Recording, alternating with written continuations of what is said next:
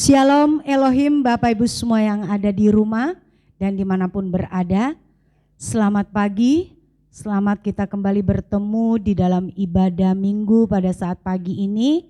Dan sama-sama akan menerima kebenaran firman Allah. Puji nama Tuhan, sebelum kita menerima kebenaran firman Allah, kita akan tunduk kepala dan berdoa terlebih dahulu.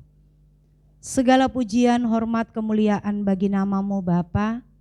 Pagi ini kami akan sama-sama menerima kebenaran firman-Mu. Biarlah kebenaran firman yang datang dalam setiap kehidupan kami, itu adalah isi hati-Mu, itu adalah keinginan-Mu yang membentuk kami, memproses kami, sehingga kami menjadi pendengar dan pelaku kebenaran firman-Mu. Terima kasih Tuhan, urapi hamba-Mu secara pribadi, biarlah di dalam pelayanan yang ada, segala hormat kemuliaan hanya diperuntukkan kepadamu Bapa. Kami siap untuk menerima firman-Mu pada saat pagi ini. Di dalam nama Yesus yang menjadi Tuhan dan Juru Selamat kekasih jiwa kami. Haleluya. Amin. Puji nama Tuhan Bapak Ibu yang kekasih di dalam Tuhan Yesus Kristus. Pada saat pagi ini kita akan sama-sama untuk siap menerima kebenaran firman Allah. Dan kebenaran firman Allah pada saat pagi ini saya memberikan tema yaitu menukar kemuliaan dengan apa yang tidak berguna.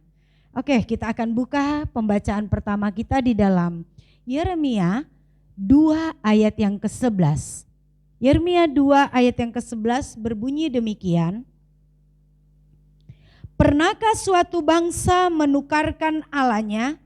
Meskipun itu sebenarnya bukan Allah, tetapi umatku menukarkan kemuliaannya dengan apa yang tidak berguna. Amin. Bapak Ibu yang kekasih di dalam Tuhan Yesus Kristus, melihat dari pembacaan kita pada saat pagi ini, bangsa Israel pada mulanya adalah bangsa yang mengandalkan Tuhan, dengan memiliki kasih yang sungguh-sungguh kepada Tuhan. Nah, saking eratnya hubungan mereka sehingga Israel di dalam ayat yang kedua, di pasal yang kedua, itu dipandang sebagai istri atau kekasih Allah. Kalau kita lihat ya. Dan di dalam ayat 5 dan 6, seiring perjalanan dan seiring waktu, Israel kemudian didapati telah meninggalkan Allah dan mengikuti Allah lain atau Allah-Allah palsu. Nah, dan atas perbuatan bangsa Israel ini kalau kita melihat dan kita baca terus, yang telah berkhianat kepada Tuhan membuat hati Tuhan sangat kecewa. Bahkan di dalam ayat 8 kalau kita baca juga, para imam, gembala, nabi-nabi yang seharusnya mereka itu menjadi teladan bagi bangsa Israel pada waktu itu, pada umat-umat Tuhan. Tetapi yang terjadi, mereka pun melakukan hal yang sama, mengecewakan hati Tuhan, mendukakan hati Tuhan dengan mengikuti Allah-Allah yang palsu dan tidak berguna itu. Hal inilah yang membuat Allah kemudian mengutus, kalau kita melihat di dalam pasal yang pertama ayat 6 dan 7, kemudian Allah mengutus Yeremia. Kita ketahui bahwa Yeremia adalah seorang yang masih muda. Di dalam ayat 6 dan ayat 7 dikatakan dia pun tidak pandai dalam berbicara.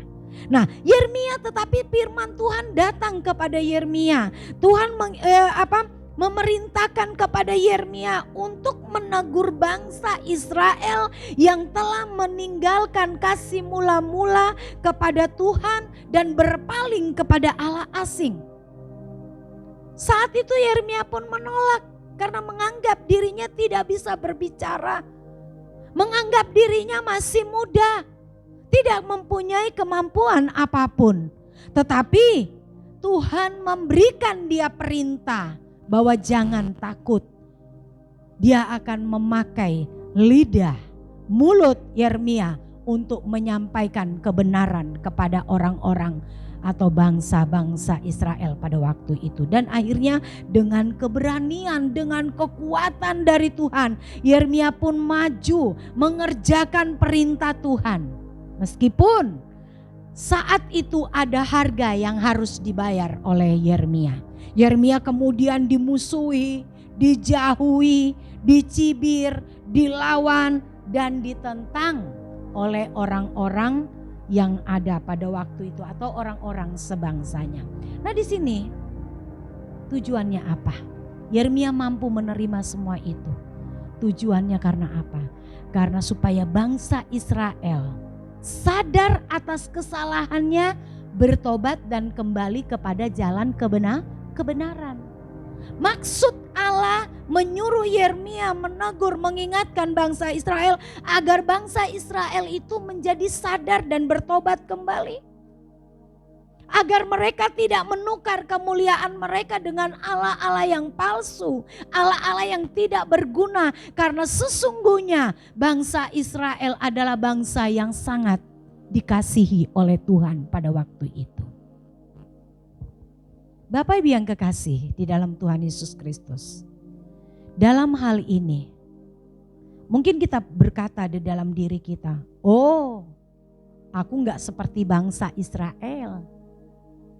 Aku tidak seperti bangsa Israel yang dengan mudahnya menukar Allah mereka dengan sesuatu yang tidak berguna. Oh, aku bukan bangsa Israel yang dengan gampangnya menukar kemuliaan dengan sesuatu yang tidak bermanfaat. Karena pada umumnya orang berpikir menukar kemuliaan itu hanya diukur seperti apa? Pindah dari satu keyakinan kepada keyakinan yang lain. Atau memutuskan untuk tidak mempercayai adanya Tuhan lagi. Karena keadaan, karena kekecewaan, karena apapun. Atau memilih untuk tidak memiliki agama. Kita hanya berorientasi, berpunya ukuran hanya seperti itu seseorang yang menukar kemuliaan.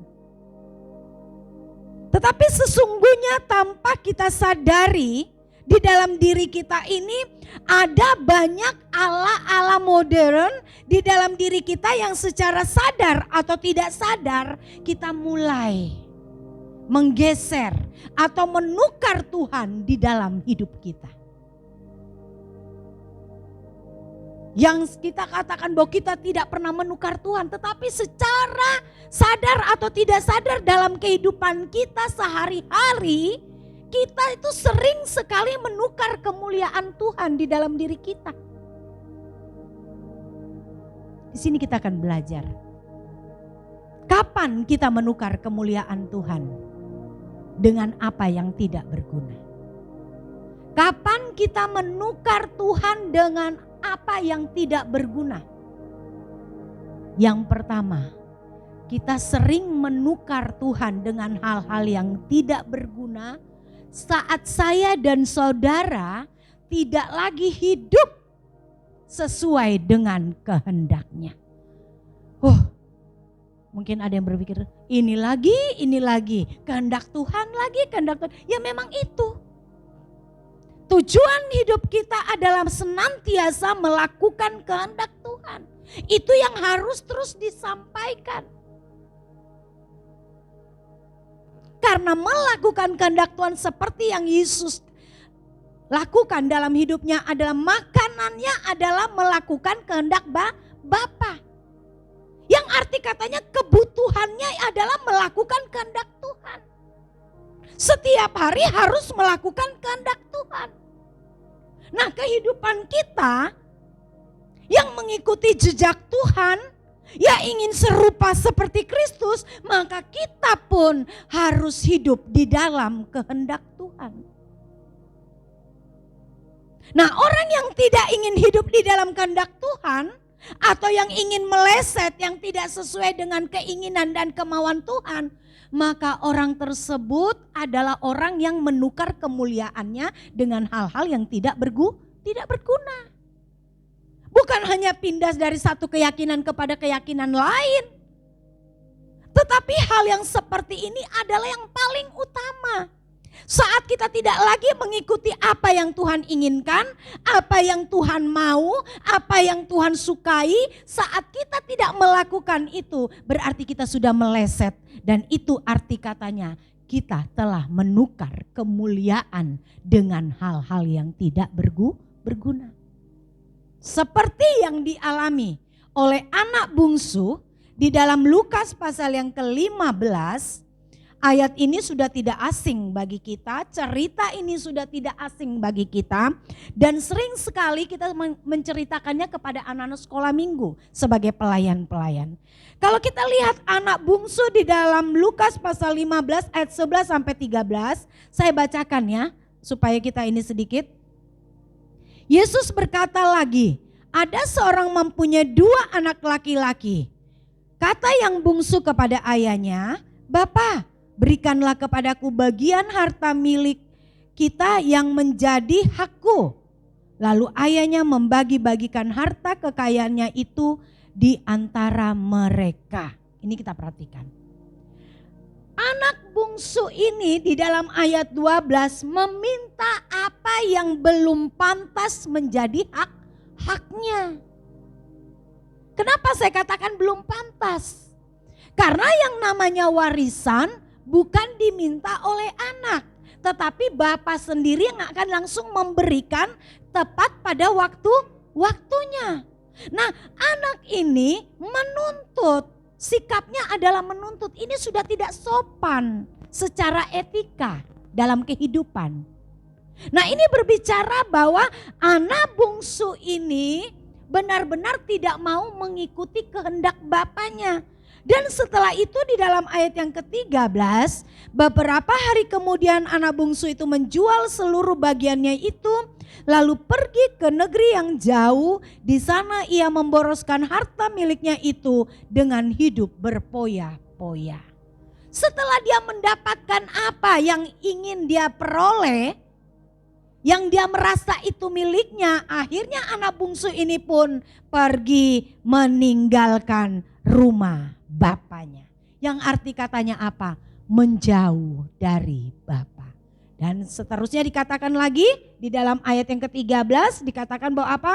Dan dia saat orang yang sudah meninggalkan bapa, meninggalkan rumah bapa, berarti meninggalkan segala aturan-aturan atau perintah bapa.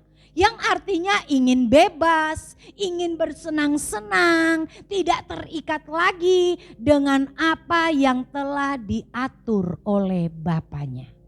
Nah, kekristenan yang tidak mau melakukan kehendak Bapa ini disamakan seperti anak bungsu ini.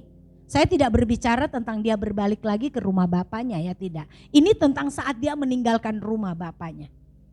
Nah, dia pergi menjauh. Kekristenan yang tidak mau melakukan kehendak Bapa, maka dia akan jauh dari hadiratnya. Dia tidak akan mau hidup di dalam kehendaknya. Dia tidak akan mau hidup di dalam setiap aturan-aturan Bapaknya. Karena hidupnya ingin bebas. Apa yang ingin dia inginkan itu yang akan terjadi. Nah, kekristenan seperti ini sama dengan kekristenan yang sudah menukar Allah. Menukar kemuliaannya hanya karena kesenangan sesaat. Nih.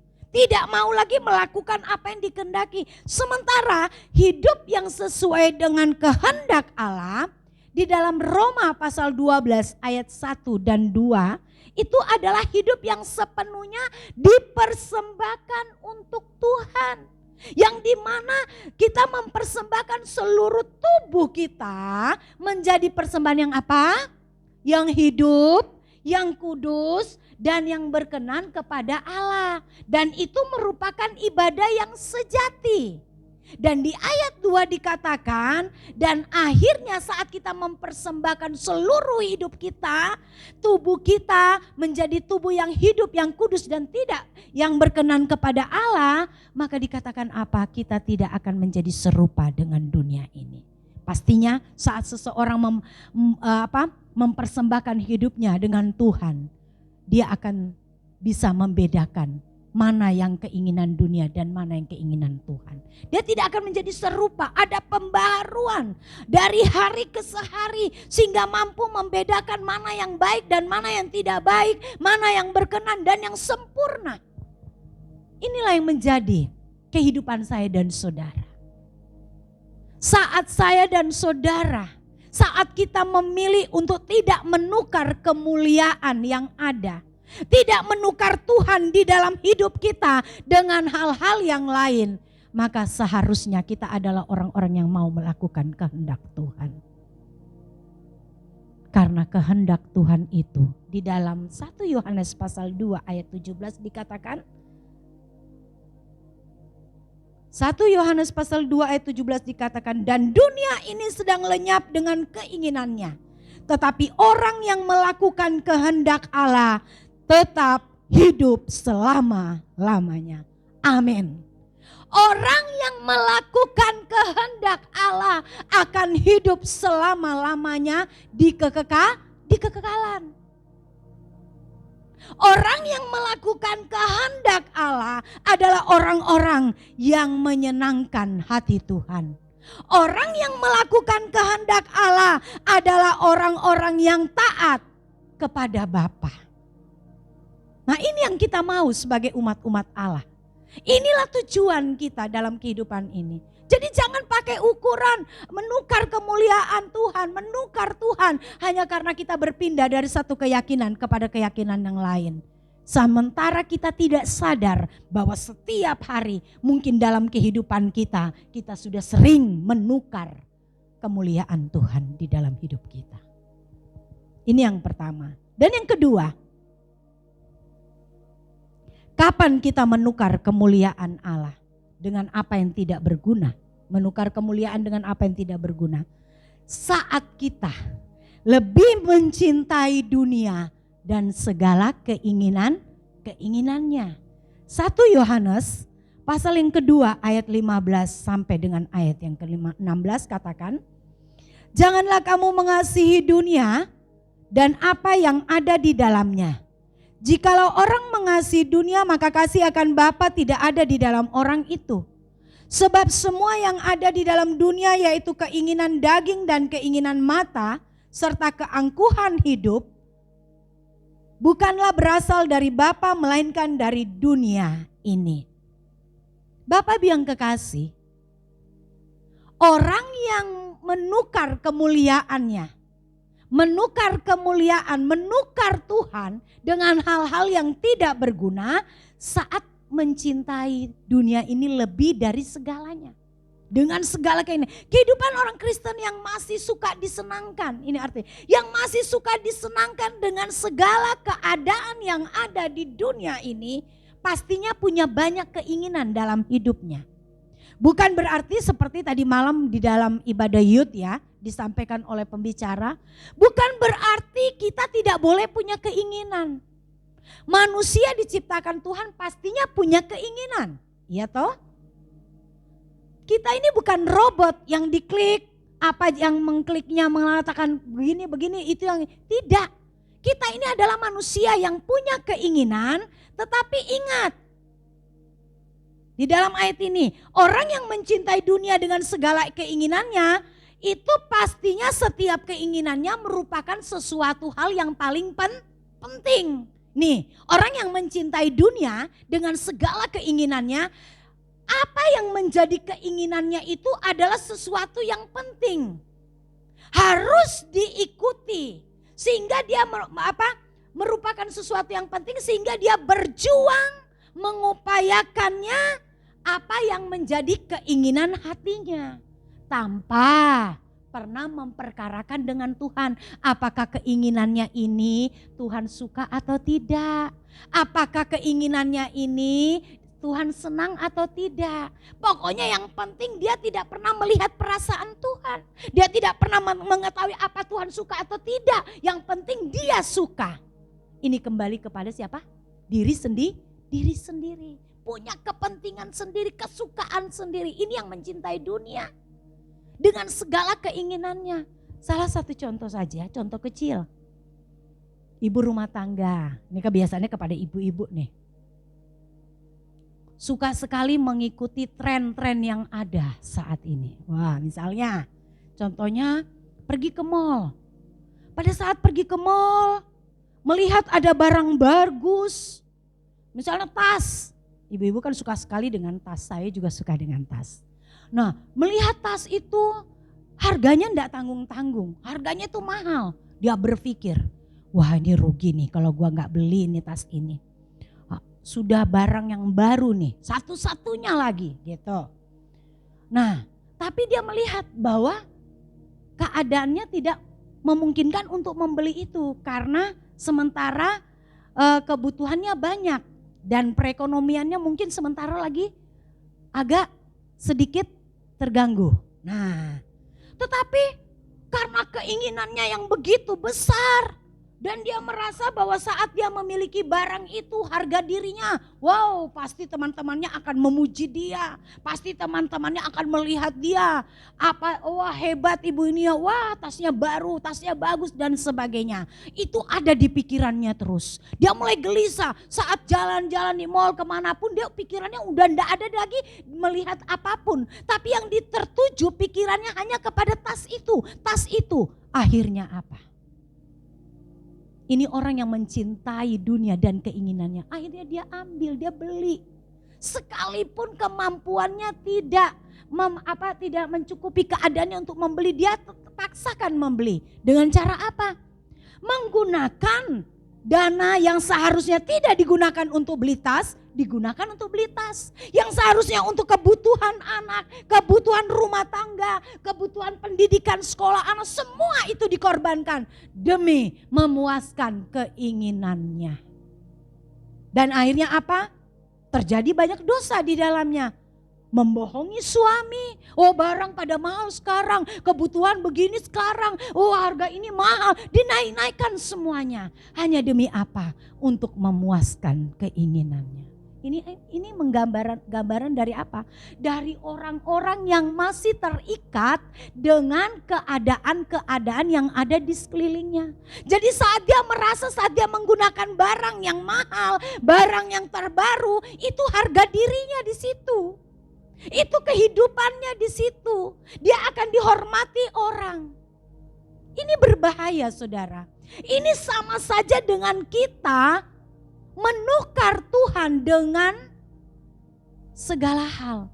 Kita rela memiliki sesuatu dan kita juga rela untuk tidak melakukan kebenaran. Ini berbahaya. Sekalipun kelihatannya sepele mungkin, tetapi ini Tuhan tidak suka. Ini adalah apa? Keterikatan. Bukan berarti kita tidak boleh memiliki semua itu. Tetapi kalau itu sudah di luar dari kemampuan kita dan kita mau pergunakan untuk sok-sokan, untuk supaya dipandang hebat, maka hati-hati. Kita harus perkarakan keinginan kita di hadapan Tuhan. Seperti yang terjadi dalam kehidupan siapa? Yudas. Kita tahu Yudas adalah murid Yesus, 12 dari murid Yesus yang di mana-mana mengikuti Yesus. Dia ada dalam luang lingkup pelayanan bersama Yesus. Tetapi Yudas kenapa bisa menukar Yesus dengan 30 keping perak? Karena apa? Karena pesona uang.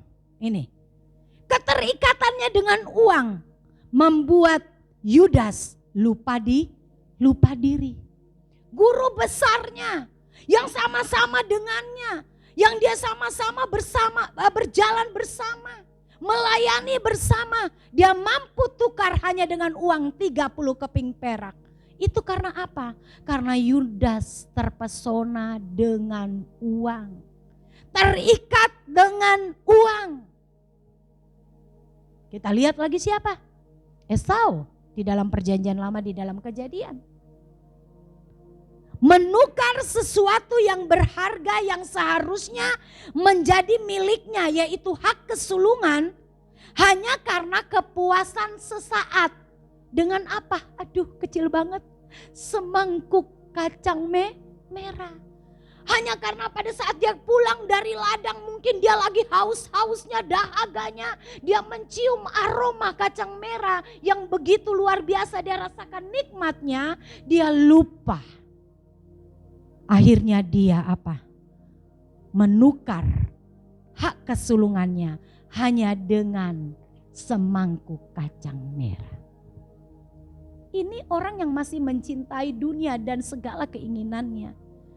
Ini kadang-kadang yang sering kita alami. Sebaliknya orang yang mencintai Tuhan dengan sungguh-sungguh dan tulus, dunia itu tidak lagi menjadi sesuatu yang harus dibanggakan. Arti katanya apa? Segala sesuatu yang ada, yang kita miliki, itu bukan lagi menjadi suatu kepentingan yang harus mengikat kita. Ini, mungkin saat ini kita memiliki harta. Mungkin saat ini kita memiliki kesuksesan hidup. Mungkin saat ini kita memiliki sesuatu yang bisa dibanggakan oleh dunia. Tetapi orang yang mencintai Tuhan, apapun yang dia miliki, semuanya itu dia serahkan untuk kemuliaan bagi nama Tuhan.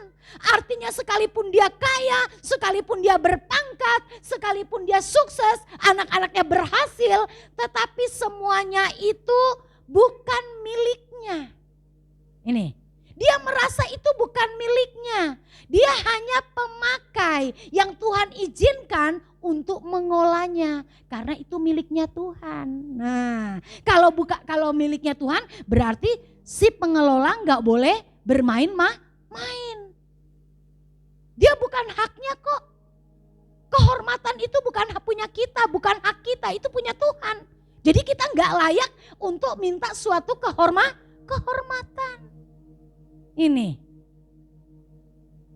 Seperti yang dikatakan oleh Rasul Paulus di dalam Filipi pasal 3 ayat 7 dan 8 dikatakan, tetapi apa yang dahulu merupakan keuntungan bagiku sekarang kuanggap rugi karena Kristus.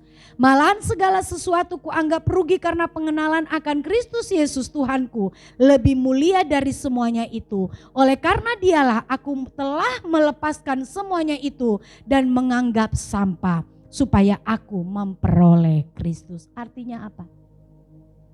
Semua yang ada, yang kita miliki karena itu adalah berkat Tuhan, dari hasil kerja kita, yang kita miliki, yang kita peroleh itu boleh kita nikmati. Tetapi itu tidak akan pernah mengikat kita sehingga kita menjadi orang yang menukar Tuhan dengan hal-hal seperti itu. Inilah yang dikatakan oleh Rasul Paulus, bahwa apa yang dia anggap itu dulu penting, yang berharga, yang luar biasa, yang hebat. Tetapi saat dia mengenal kebenaran, semuanya itu bagai sampah, tidak ada artinya. Karena yang berarti dan yang terpenting dalam hidupnya adalah Kristus. Jadi mari Bapak Ibu yang kekasih, memang sangat sulit sekali. Wah, jadi kalau begitu gak enak dong. Karena apa? Kita punya segala-galanya tapi kita gak bisa berbangga-bangga. Waduh, kita sudah melakukan kebaikan tapi kita gak bisa mengharapkan ucapan terima kasih. Wah, kita sudah sukses dan sebagainya tetapi kita gak boleh ada di situ hati kita. Ya karena kebenaran memang. Kita mau belajar kekristenan kita. Bukan menjadi seperti yang saya katakan setiap minggu, bahwa kekristenan kita bukan lagi kekristenan anak-anak. Tetapi kita mau menjadi Kristen yang dewasa, yang senantiasa diperbarui dari hari sehari. Sehingga kita mengerti apa yang menjadi keinginan Tuhan, kehendak Tuhan. Yang berkenan dan yang sempurna, ini yang harus kita miliki. Sehingga kita peka. Saat kita memiliki keadaan yang mungkin kita merasa kita nyaman di dalamnya, apakah Tuhan berkenan atau tidak? Karena saat seseorang sudah memutuskan untuk menjadi serupa seperti Kristus, berarti dia harus mengunci dirinya di dalam kebenaran. Nah, makanya yang ketiga, orang yang menukar kemuliaan Tuhan, dikatakan kapan kita menukar kemuliaan Tuhan dengan apa yang tidak berguna? Saat kita tidak mau menderita. Itu yang ketiga. Menderita lagi. Minggu kemarin berbicara tentang menderita juga. Sekarang kok menderita lagi? Memang iya. Kekristenan yang mau hidupnya tidak menukar kemuliaan. Arti katanya tidak, kehidupan kekristenan yang tidak menukar kemuliaannya dengan dunia, dengan apapun yang ada, berarti dia rela hidup susah. Dia rela untuk berjuang. Hidup susah di sini bukan karena kita nggak punya nasi, nggak punya uang untuk beli beras, mungkin kita terlalu miskin. Kalau kita diizinkan Tuhan seperti itu juga itu sama. Tetapi hidup susah di sini arti katanya nggak mau menderita. Ikut Tuhan harus berjuang untuk melakukan kehendak Tuhan. Nah, melakukan kehendak Tuhan itu memang gak enak. Nah, kalau orang yang gak mau menderita, pastinya dia gak akan mau melakukan itu.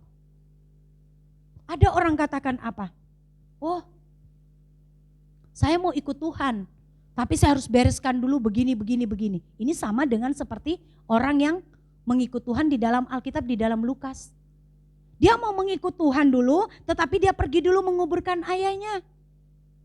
Kekristenan yang mau, yang tidak menukar Tuhan dengan segala hal-hal yang ada, berarti kekristenan itu berjuang. Jangan berpikir sudah setia Tuhan, sudah melayani Tuhan, tapi hidup tidak ada perubahan. Yang ada malah tambah susah, yang ada semakin miskin, dan hidup tidak pernah bebas, terikat terus. Ini orang yang gak mau menderita itu seperti itu. Karena pikirannya saat dia bersama Tuhan itu hidupnya akan enak. Tetapi yang sesungguhnya bahwa di dalam Filipi pasal 1 ayat 29 dikatakan bahwa sebab kepada kamu dikaruniakan bukan saja untuk percaya kepada Kristus. Tetap melainkan juga untuk menderita untuk dia. Yesus saja saat dia menjadi manusia sempurna adanya di bumi, dia pun menderita.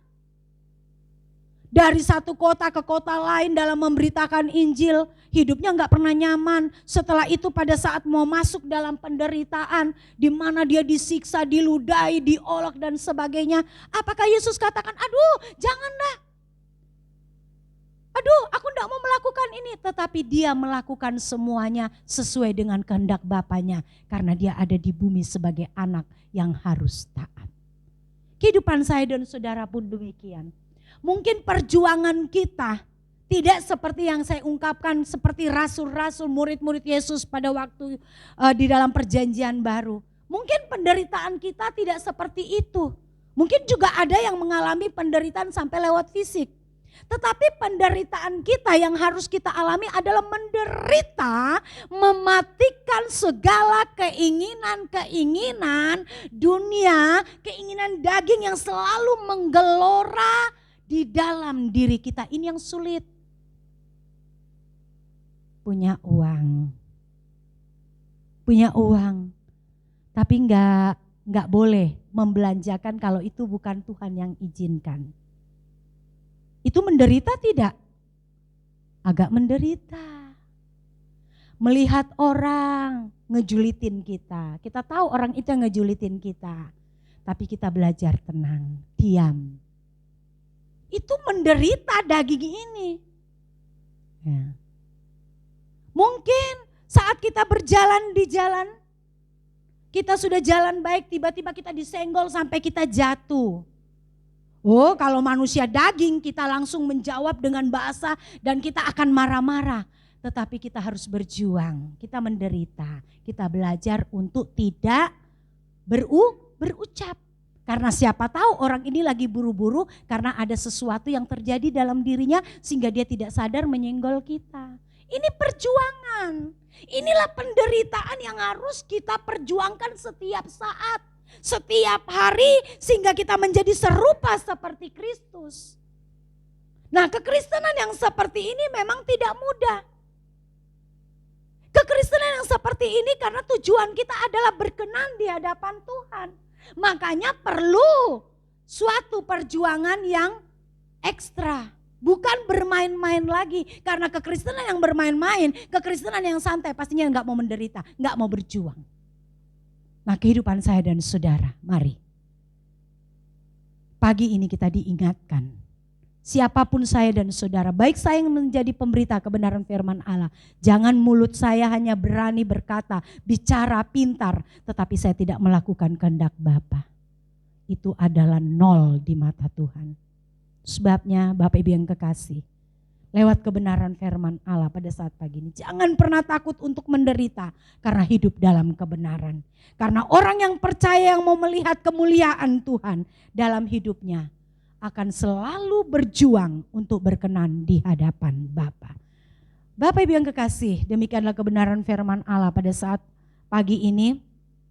Kesimpulan dari firman Allah adalah kekristenan yang melakukan kehendak Allah, mencintai Tuhan lebih dari apapun dan mau menderita, pastinya tidak akan pernah menukar Tuhan dengan apapun. Pastinya tidak akan pernah menukar Tuhan dengan segala sesuatu yang ada, karena dia mau terus bersama dengan Tuhan dan pantas untuk bersama-sama dengan Tuhan. Puji nama Tuhan, saatnya kita akan tunduk kepala mengucap syukur buat kebenaran firman yang sudah kita dengarkan pada saat ini. Kita berdoa. Segala pujian, hormat, kemuliaan bagi nama-Mu Bapa. Pada saat ini Tuhan, kami sudah menerima firman-Mu. Kami diingatkan, ditegur, dididik untuk tidak menukar kemuliaan dengan apa yang tidak berguna Bapa. Mungkin kami tahu bahwa kehidupan kami banyak diperhadapkan dengan segala hal yang membuat kami menjadi lupa diri, membuat kami bergeser dari iman kami. Tetapi sebagai orang yang hidup, yang mau berjuang dan terus hidup di dalam kehendak-Mu, kami akan peka dengan keadaan yang ada Bapa. Berkati seluruh jemaat-jemaat-Mu yang ada, yang sudah menerima firman-Mu, baik kami sebagai anak-anak muda, baik sebagai orang dewasa, para lansia, jadikan kami sebagai umat-umat yang menjadi pelaku-pelaku firman-Mu. Kami tahu tidak mudah, tapi kami mau berjuang di dalamnya. Terima kasih Tuhan, terima kasih. Biarlah Roh-Mu senantiasa menyertai kami, mengingatkan kami, mengajar kami di dalam setiap kehidupan kami. Terima kasih Bapa buat kesempatan yang ada pada pagi ini. Dan saatnya sebelum kami berpisah satu dengan yang lain, saatnya kami akan menerima berkat Tuhan. Kekasih-kekasih Tuhan, mari kita sama-sama angkat tangan kita dan terimalah berkat Tuhan. Tuhan memberkati engkau dan melindungi engkau. Tuhan menyinari engkau dengan wajah-Nya dan memberi engkau kasih karunia. Tuhan menghadapkan wajah-Nya kepadamu dan memberi engkau damai sejahtera. Kasih dan anugerah dari Tuhan Yesus Kristus kiranya menyertai, menjaga, memeliharamu dari saat ini sampai Tuhan Yesus datang kali yang kedua. Amin. Tuhan Yesus memberkati kita semua yang ada pada pagi ini. Biarlah damai sejahtera Kristus terus menyertai saya dan saudara. Shalom.